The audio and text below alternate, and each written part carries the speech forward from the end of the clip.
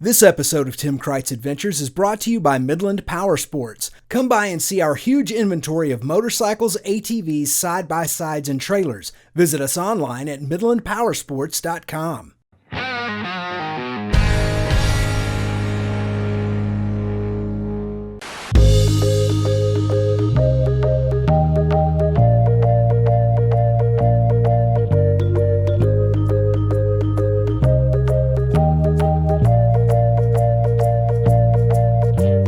I got a call last week from my buddy Jason, who owns Midland Power Sports. He asked me if I wanted to do a ride and review of a holdover Honda Grom he had sitting on his showroom floor. Naturally, I said yes. I've never actually had my hands on a Grom, and I figured this was a good opportunity to see what the fuss around this bike was all about. The first thing that grabbed me about the Grom is how darn cute it is in person. It's as cute as a kitten. You want to take it home and feed it a saucer of milk. It's not too aggressive looking or racy, and there's no doubt that Honda designed it that way on purpose.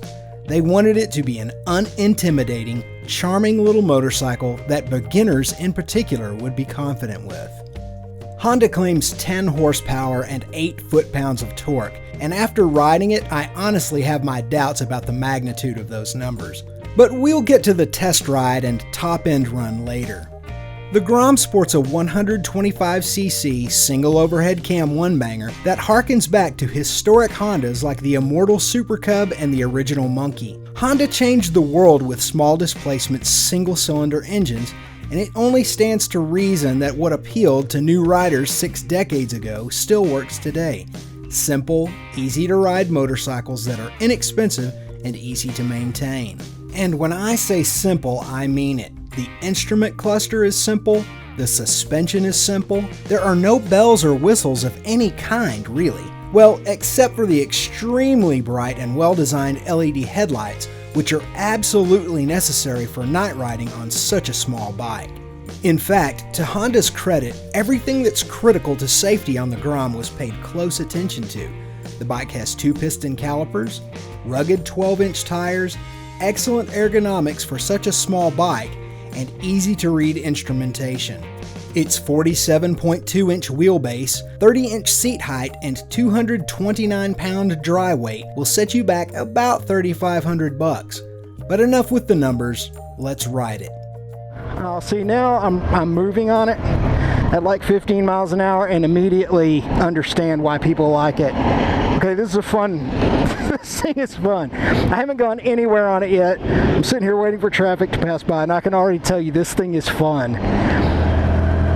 Nice. Okay, so I keep twisting the throttle and nothing is happening. This is a 4-speed. I just discovered that as well.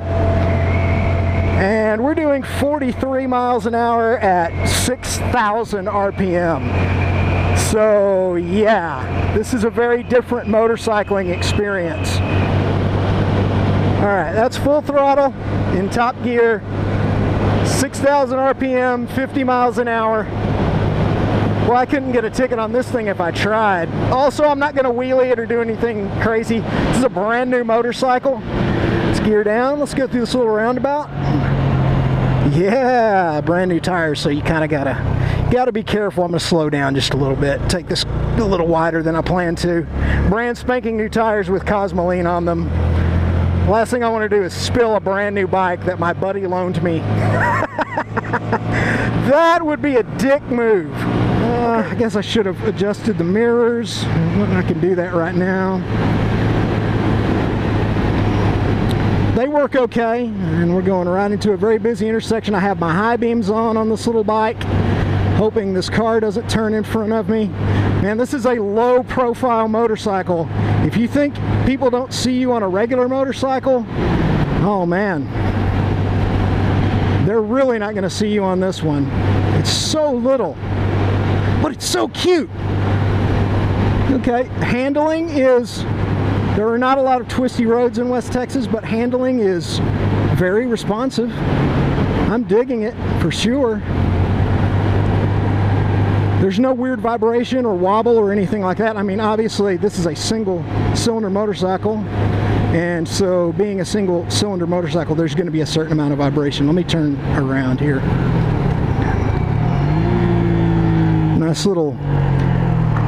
Nice little exhaust note on trailing throttle and downshift.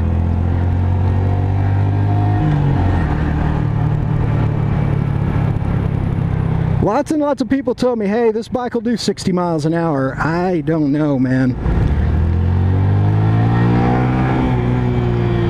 Gets up to redline pretty quick. This is like riding a unicycle from a handling standpoint. All you have to do is think about turning and this thing turns. It's a zero effort sort of a exercise, if you will, but at the same time, it feels like the bike could kind of get away from you. But again, a bike like this takes getting used to coming from sport bikes.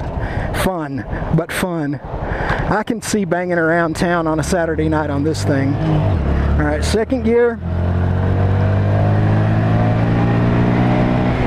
Third gear. According to the year speeding sign, I was doing 40. Yep, 44. I'm in top gear, going into the wind, doing 47. Please don't pull out in front of me. Thank you.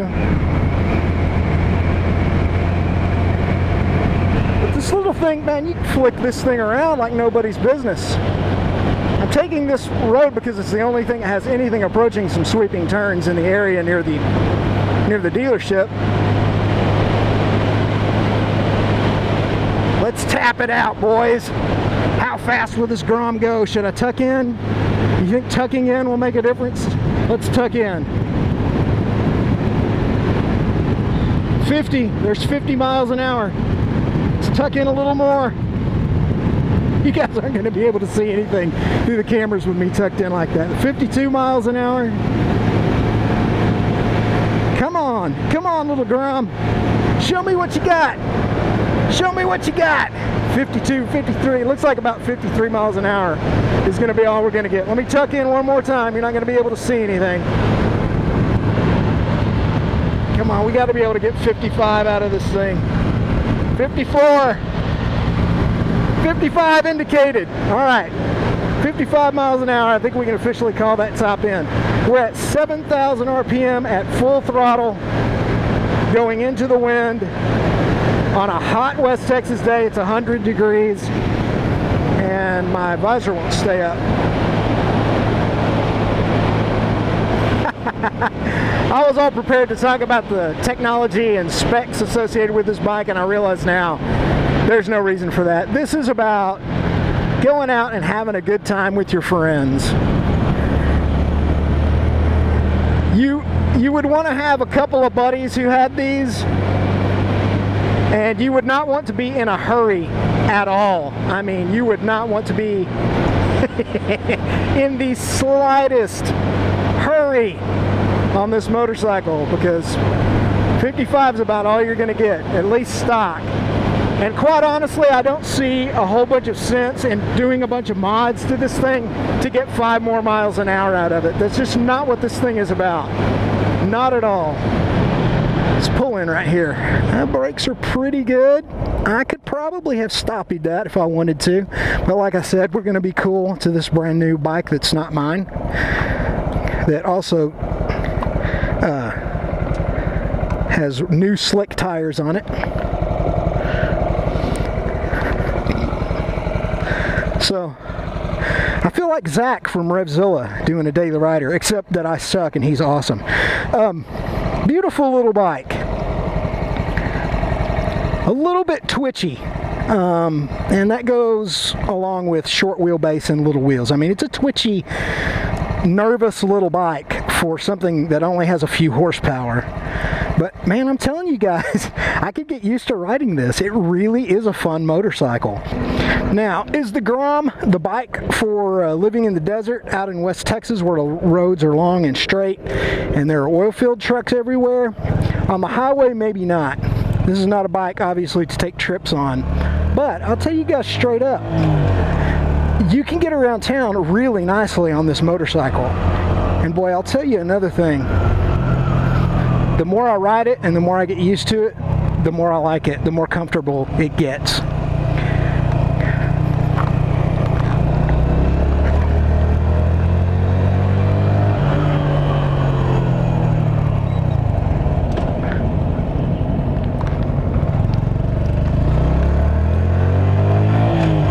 feeling it would wheelie, but it would take some effort. And again, you know, I want to be respectful to Jason and his property. If you would like to buy this, Midland Power Sports is your friend. They are on Old Highway 80, Business 20 in Midland, and they literally let me ride this for free. So I'm going to give them a commercial out of this. It's the least I can do. What a fun bike. I mean, if you're into this sort of thing, I would put the Honda Grom on your shopping list. Go out and take a test ride on one and see what you think. I dig it.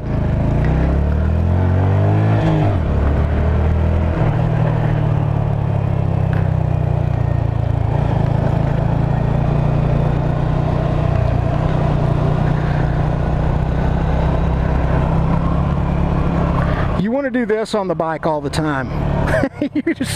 you want to do little S turns the whole time on the bike because it feels so good and it turns so quick, and you get such a neat turning sensation from it.